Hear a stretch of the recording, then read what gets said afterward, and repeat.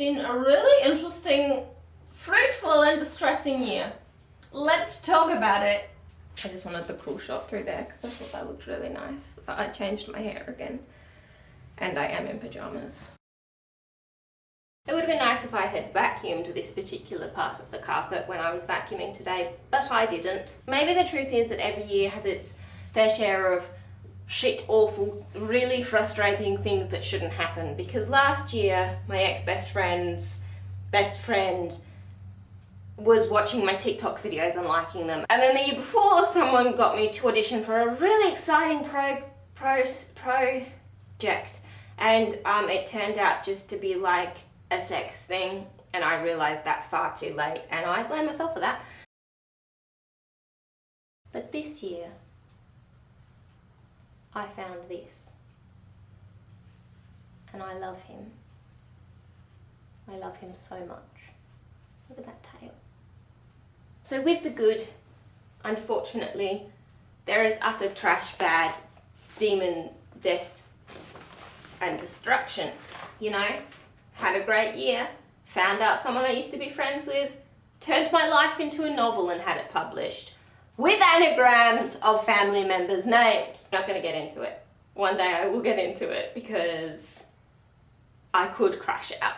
So I'm going to do some craft and let's chat about the good, the bad, and the really freaking awful of 2025. It's October. It is quite haunting how this year has gone. It makes sense. Do I start with this little demon, put it on, or this, which has one face cut out of my little baby boy, blank slate, like my life, I wish. Do I go with Christmas? Because it is that haunting. I moved into Clover Cottage this year, which was amazing.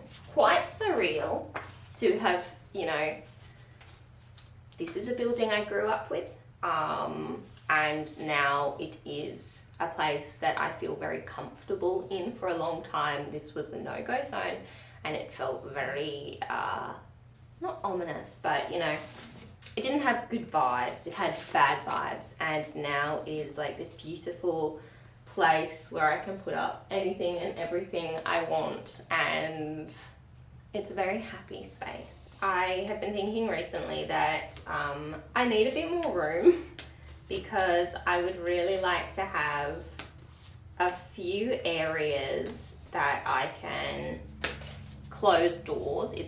The bathroom is the only area that has like a closable door. I would like to extend rather than cut up what I currently have because I need my room, I need more of it. But also having people working on Clover Cottage was not fun for me, and I don't want that to happen again, please and thank you. So we're gonna work on saving for other things and come back to it at some point, maybe when I've got a jacuzzi and I don't know, a swimming pool. Maybe then we'll buy my dream house and renovate Clover Cottage, and I won't have to be here because I'll be living in my dream house. In time gone by, I dreamed a dream, and that dream was that I would marry a very rich person, and I would never work, and I would live in this beautiful, very beautiful, beautiful house in my town. And recently I've decided that though I do want to have my own money and make my own money, and not necessarily share my home with anyone human, but with many, many animals, I do still want to live in that house, and one day it will be mine. I really hope. I love it very, very deeply, and every time I go past it, I'm like, there's so much I would do with you. Babe, just let me. Just let me. It has never gone for sale in my entire life. But when I live there, I can do a bit more work on Clover Cottage. So like, hopefully that book deal comes through really, really soon. And it's a big one. Oh, you know, maybe this will take off. Maybe this will be the video that gets me earning money on YouTube. Just imagine her with Castor's face. Just imagine it. At the beginning of this year, I was also working jobs. One of which I got fired from. On camera, After lighting a witch's candle, when I was like, I hope the toxicity is removed from my life, 20 minutes later, unceremonious firing. Didn't see it coming. I was also told that maybe it was a blessing in disguise whilst it was happening by someone who did not have a right to tell me that. And that really pissed me off. And I'm like, you don't have a right to tell me that something that you had a hand in is a blessing in disguise. Just let me, I'm allowed to be angry. This was a situation that I was allowed to be angry at, and then people were really uncomfortable that I was justifiably freaking pissed that this had happened through no fault of my own and with literally zero warning. So am I glad it happened now? Absolutely. I'd never been fired from a job. I'd had shifts taken off me because people were mad that I wouldn't do shit shifts anymore, and I stood up for myself. And then I lost all my shifts and then didn't get any work for 2 months, and then I was offered the shit shifts again, and I was like, I told you I'm not working that stuff. You gotta stand up for yourself. It's what I've learned in life, and I hope in death I continue to preach it. And is it always possible to stand up for yourself? No. But if it is, go for it. I was working a couple jobs at the beginning of the year, and when I was fired from this second one, it was 2 weeks after I had quit my first one.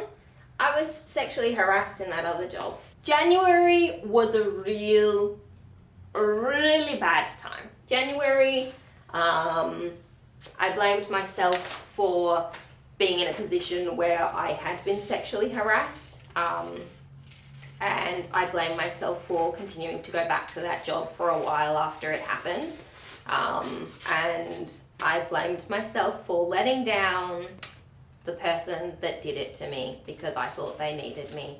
But you know what? You don't sexually harass someone if you need them. Locked in a car together, knowing that they can't drive, in the middle of nowhere. That was fucking scary. Not a time to be Romy. I would not wish a lot of the things I've experienced this year on anyone. Although I did find a message on Facebook Messenger that had been blocked or held because they thought it was suspicious, and I was like, oh, I know this person. They were friends with a different ex-friend. Why are they messaging me? That's weird. And they were messaging me to be like, hey, this person said heaps of things about you, and I just want to hear your side of the story to know if they're telling the truth. And I'm like, excuse me? And they're like, oh, we're not friends, by the way, anymore. I was like, yeah, I'm not going to get into that. Again, that had been over a year since I had had any relationship with this person. But it was like, people know I'm the one to come to for the truth. And that was kind of a nice feeling. Anything that was truthful wouldn't have been something you would question. So it was obviously like, whoa, I wonder if that's true because that seems pretty wild. And yeah, I was like, thank you for asking me, but I'm not interested in getting into it. I would just take it with a grain of salt, honestly. Have a great day. And they were like, yeah, I'm chill with that. But it did feel kind of good to be the one that people come to for truth. I also found a new tattoo artist this year. I got this one, and this one. This is actually a piece of art I found on Instagram, and I bought a tattoo ticket to have the permission to draw. It's a little cat playing a drum, and I have a freckle right in the middle of its head, which makes me very happy. The artist is this person. I got those three by Ariel Tattoos, who, absolutely incredible tattoo artist. And then I was like, I really want to get another tattoo. Oh, I also got this one, also by Ariel. Was that it? Oh, and this one. And this one. I got 5 from Ariel. 1, 2, 3, 4, 5. Yeah, I got 5 from Ariel. And then, yeah, I was going up to Hobart and I was like, I really want to get another tattoo. And she just had stopped posting. I think now she's moved to Melbourne. And I was like, shit. I was like, oh, I gotta find a new tattoo artist, and I found a few through Instagram who I really liked. And then I found Soap, who is an apprentice at Dulcia Tattoos in Launceston, and they're amazing. They make me feel really comfortable. I've been up to see them 3 or 4 times this year, and they're always just so lovely and accommodating and kind, and really excited because I do colourful tattoos every single time, and that's something that we both are like very excited over. I got the sword. This detailing is some of my favourite. I love it, it's beautiful. And then I got a little cowboy tutter, and I got this bad boy. This is from a tattoo ticket as well, art done by Silly Little Tattooist. And then I got Miffy most recently. She healed really, really badly, so I'm definitely gonna need a touch up on her. This tattoo actually split and a lot of the colors come off. I don't know what happened with the healing process there, but it wasn't good. Maybe it has to do with stress. And I got this beautiful, majestic bad boy. This is also from a tattoo ticket from Silly Little Tattooist. Finding a tattoo artist who, you know, I have a really good relationship with, and who is very supportive and kind, and is like, yeah, that's sick. Yeah, I can do this. Let's talk through ideas. Like in the Miffy tattoo, I changed Boris from being a brown dog to a blue dog, and it's a little, it's me and Castor. And it was very emotional to get this one because Castor's my baby, and I never wanted to get a portrait of her because I knew that she would never look how I see her. But then I was like, oh my god, Miffy and Boris, Romy and Castor. And they were so sweet about making sure they found the right colour to be a perfect colour match. And literally it was 3 tattoo artists being like, what about this? What about this? What about this? And I'm just like, you guys are so cool. A very emotional tattoo for me. Especially as Castor gets older, her health has really declined in the past year, and that is terrifying for me. I've had her since I was 18. I'm 29 now. You know, she had a really, really bad year with seizures, and that took her, you know, she's on full-time medication now, twice a day, every day for the rest of her life, and she had, I think, 5 seizures in the space of a week, going from 1, maybe 2 a year, ever since she was a puppy. Some of them being so bad that I was convinced she would not make it out of them. Having 5 in the space of a week, they had really taken a toll on her body. She lost a lot of condition that she hasn't managed to get back in her back legs, and it aged her a lot more than not having those seizures would have. So I knew I would never be able to get a tattoo of Castor for Castor after she dies, because it's just not something that I can see myself doing. So I really wanted to get this now and have it somewhere that I can literally just look at it every day and always have her with me. And we're gonna move on, because that is not a topic I like talking about or thinking about. We're still gonna be in shit territory here though, because I was assaulted about a month ago on my way home from work. Someone who I had never met before, in a public place, like in front of half a dozen people, assaulted me at the bus stop. And as she's screaming at me like, don't fucking look at me like that, and I'm like thinking my nose is broken because of how hard she like pushed/slapped me across the face. I fell back into the bus stop. I'm just like, and to hear this woman literally immediately saying, I didn't effing touch her, I didn't effing do anything, I didn't do anything. And I am literally trying not to sob on the bus as people come up to me and give me hugs and ask if I'm okay, and I've got my mask on and I'm just like, and I can't call my mum because my phone's on 2% and I don't want it to die as I'm in the middle of telling her this really scary thing happened. And I can't call the police because I've got 2% on my phone and I just want to get home. It was very surreal to hear someone less than a minute after they assault you telling people, I didn't do it, I didn't do anything, I didn't touch her.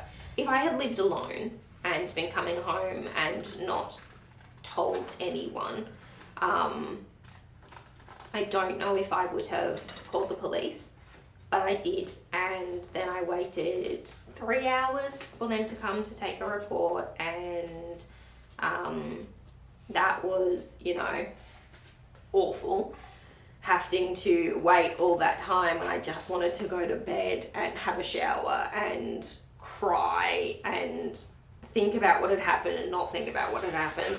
But they did eventually come, and they were like, someone will get in touch with you in the next week and we'll look at the CCTV because there is footage there. No one ever contacted me and I did not contact them. Is it my responsibility to follow up? Maybe, but I also did not think that this person would ever get apprehended, and I just wanted it to be over, and that is the choice that I made. I didn't have any physical signs of injury until a couple of days later when it was like quite a small bruise on the lightsaber, but my God, it hurt. I am incredibly fortunate that I have a mum who is like, I'll pick you up after work every night. So I haven't had to be on the night bus since. The day I do go back on it, don't know how I'm gonna feel about it.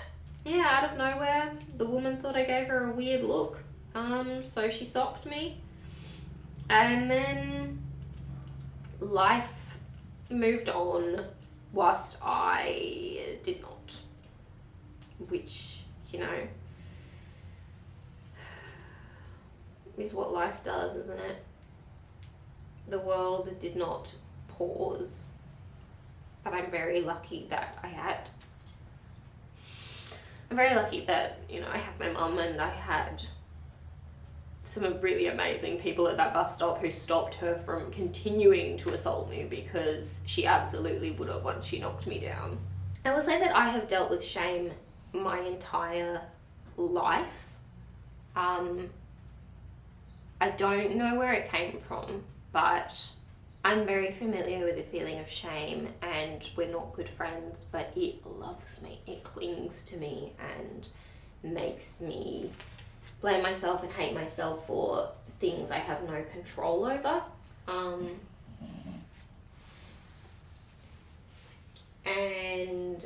I definitely felt a resurgence of shame when this happened and blamed myself. I was like, well, if I hadn't done this or turned my head this way, or if I had started apologizing to her while she was coming up to do it, if I had, you know, had my mask on so she couldn't see my face, if all the things that I had done.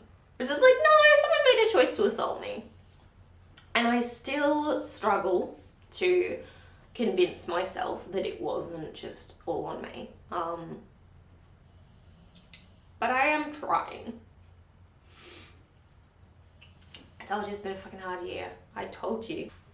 I don't know, should we get into internet harassment? I guess we're gonna. YouTube is always the worst for harassment. For some reason, it is not good over here. I had a video get 60,000 views and people were mean to me. One of my favorite things when I am just like done with the conversation with a troll, they are just so incredibly unreceptive to any kind of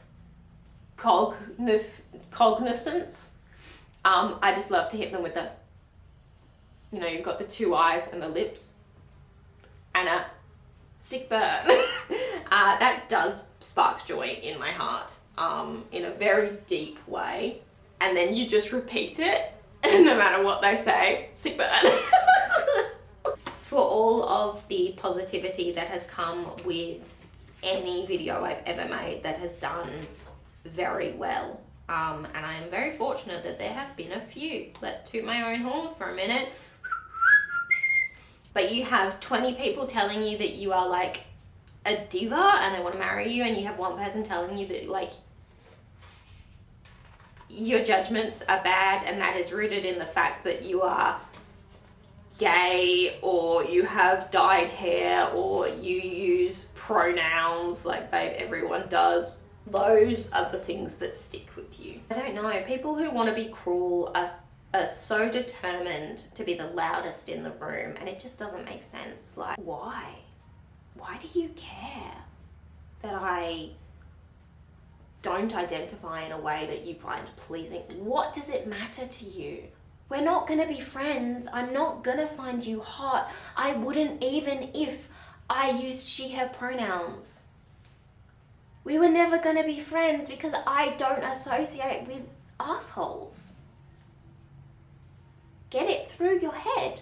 I don't know if it was this year or last year, but I essentially was told that if I love Palestine so much, I should go there and see how they treat queer people. And you know, that is not as outright a death threat as I have received before.